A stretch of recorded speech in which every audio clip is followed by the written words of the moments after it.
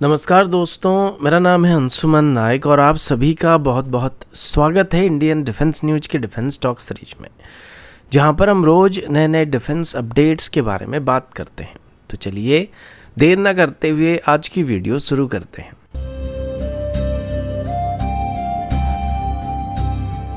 आज की पहली अपडेट आकाश एयर डिफेंस सिस्टम की तरफ से है, जो कि अभी धीरे धीरे काफ़ी पॉपुलैरिटी गेन कर रहा है। अभी भारत की तरफ से आकाश एयर डिफेंस सिस्टम को कई देशों को एक्सपोर्ट भी किया जा चुका है और अभी कई देश हैं जो कि इसको खरीदना भी चाहते हैं।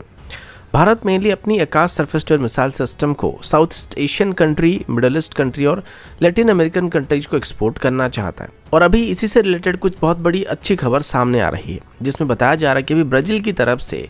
आकाश surface to air missile system में इंटरेस्ट दिखाया जा रहा है। इसी साल के अप्रैल के महीने में ब्राज़ील की आर्मी चीफ की तरफ से एक स्टेटमेंट में बताया गया था कि ब्राज़ील के पास अभी खास करके क्लोज रेंज के एयर डिफेंस सिस्टम के मामले में कोई बेहतर प्लेटफॉर्म मौजूद नहीं है और वो अभी इसी कैटेगरी के अंदर कुछ एयर डिफेंस सिस्टम को एक्वायर करना चाहते हैं।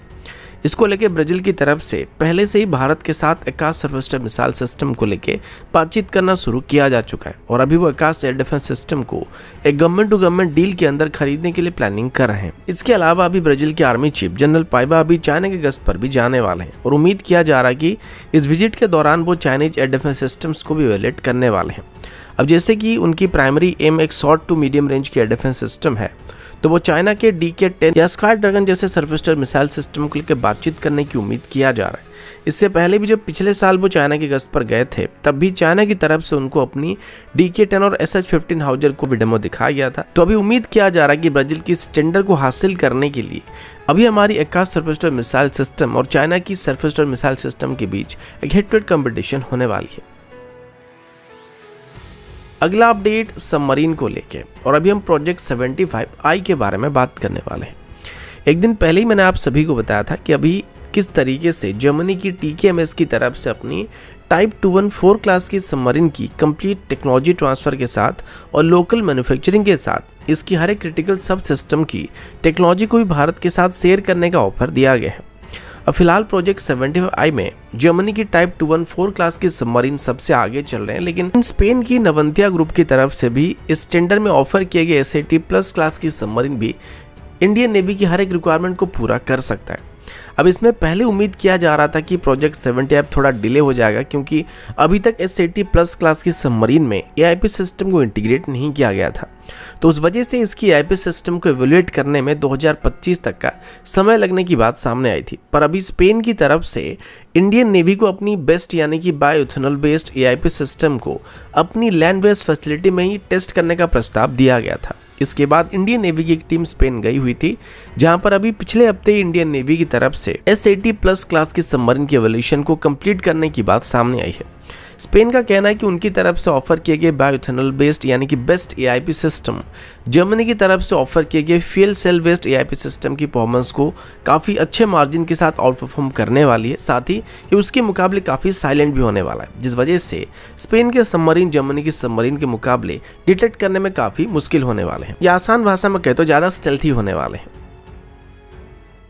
अगला अपडेट डसॉल्ट की तरफ से है। अभी इंडियन एयरफोर्स की तरफ से 2 एयरक्राफ्ट को ऑपरेट किया जा रहा है, जो कि डसॉल्ट की तरफ से मैन्युफैक्चर किया गया है, जिसमें एक मिराज 2000 है और दूसरा रफाल है। और ये दोनों ही एयरक्राफ्ट अभी इंडियन एयरफोर्स की काफ़ी पसंदीदा एयरक्राफ्ट है। इसके अलावा भी आगे चल के भी इंडियन एयरफोर्स की मल्टी रोल कॉम्बैट एयरक्राफ्ट की टेंडर में रफाल के सिलेक्ट होने के अच्छे खासे चांसेस बना हुआ है, क्योंकि पिछले कुछ सालों के अंदर भारत की तरफ से 2 बार रफाल को सिलेक्ट किया गया है, जिसमें 36 इंडियन एयरफोर्स के लिए ऑर्डर किया जा चुका है और अभी 26 नेवी के लिए ऑर्डर किया जाने वाला है। तो इसी वजह से अभी डसॉल्ट की तरफ से भारत में अपनी एक MRO फैसिलिटी को एस्टेब्लिश करने का फैसला किया गया, जिसमें बोथ रफाल और मिराज 2000 की मेंटेनेंस, रिपेयर और ओवरऑल जैसे सर्विस को प्रोवाइड किया जा सकेगा। और इसे आगे चल के भी डसॉल्ट को रफाल की ऑर्डर हासिल करने में काफ़ी आसानी होने वाली, क्योंकि पहले से उनकी एयरक्राफ्ट की सर्विस और मेंटेनेंस के रिलेटेड जो भी इशू आने वाले थे उनको वो क्लियर कर चुके हैं।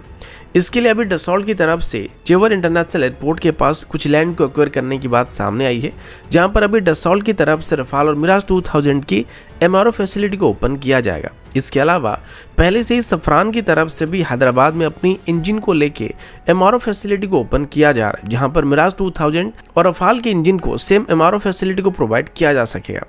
इस वजह से अभी डसॉल्ट के पास मल्टी रोल कॉम्बैट एयरक्राफ्ट के टेंडर में जीतने के चांसेस काफ़ी बढ़ता हुआ नजर आ रहा है, क्योंकि अगर बाकी किसी कंपनी की बात करें तो किसी का भी MRO फैसिलिटी अभी पहले से ही भारत में मौजूद नहीं है। जबकि अगर हम रफाल को मल्टी रोल कॉम्बैट एयरक्राफ्ट के टेंडर में खरीदते हैं तो हमारे पास पहले से ही सभी जरूरी फैसिलिटी मौजूद होने वाली, जो कि आगे चल के एयरक्राफ्ट को सर्विस रेडी कंडीशन में रखने में काफ़ी मदद करने वाला। और 2025 तक डसॉल्ट और सफरान अपनी अपनी MRO फैसिलिटी को ऑपरेशनल करने की बात भी कंफर्म कर चुके हैं।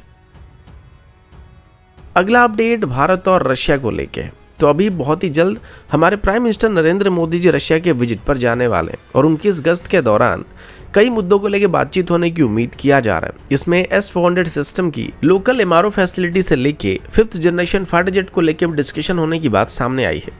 पिछले कुछ दिनों से चाइना और पाकिस्तान की बढ़ रही ताकत को देखते हुए इंडियन एयरफोर्स के कई वेटरन्स अभी इमरजेंसी बेसिस पर 5th जनरेशन फाइटर जेट को खरीदने का प्रस्ताव दे रहे हैं और इसे सुझाव देने वाले लोग एयर मार्शल रैंक के ऑफिसर रह चुके हैं, जिस वजह से उम्मीद किया जा रहा है कि अभी शायद मोदी जी की इस विजिट के दौरान वापस भारत और रशिया के बीच 5th जनरेशन फाइटर जेट को लेकर बातचीत शुरू होने वाली। वैसे रशिया चाहे तो अभी 2 तरह के 5th जनरेशन फाइटर जेट को भारत को ऑफर कर सकता है, जिसमें एक उनकी Su-57E हो सकता है, जिसकी जॉइंट डेवलपमेंट से भारत 2018 में पीछे हट गया था, तब इसका नाम FCFA था। और दूसरा एयरक्राफ्ट Su-75 हो सकता है, जिसे अभी डेवलप किया जा रहा है। इनमें से अगर भारत किसी में ज्यादा इंटरेस्टेड होगा तो वो Su-57 होने वाला है, क्योंकि जब तक Su-75 को तैयार किया जाएगा तो सेम टाइम लाइन में M का भी बन चुका होगा, तो उसको एक्वायर करने का कोई मतलब नहीं बनने वाला है। लेकिन फिलहाल ब्लूमबर्ग की तरफ से एक रिपोर्ट को पब्लिश किया गया था, जिसमें बात बताया जा रहा है कि रशिया की तरफ से भी FCFA को दोबारा रिवाइव करने की कोशिश किया जा रहा है। और पिछली बार जिस कारणों की वजह से भारत इससे पीछे हट गया था, वो सभी कंडीशन को भी फुलफिल करने की बात सामने आई है और भारत की रिक्वायरमेंट के हिसाब से वो Su-57 की एक ट्विन सीटर वेरिएंट को भी ऑफर करने के बारे में सोच रहे हैं। लेकिन फिर भी जब तक ऑफिशियल अपडेट सामने नहीं आता है तब तक कुछ भी बता पाना संभव नहीं होने वाला है। लेकिन अगर यहाँ पर भारत और रशिया फिर से FCFA या Su-57 को लेकर डिस्कशन या बातचीत शुरू करते हैं तो ये भारत के लिए बहुत ही अच्छी खबर होने वाली है। तो दोस्तों अभी के लिए इतना ही, मिलता हूँ आपसे अगले वीडियो में, तब तक के लिए जय हिंद, वंदे मातरम।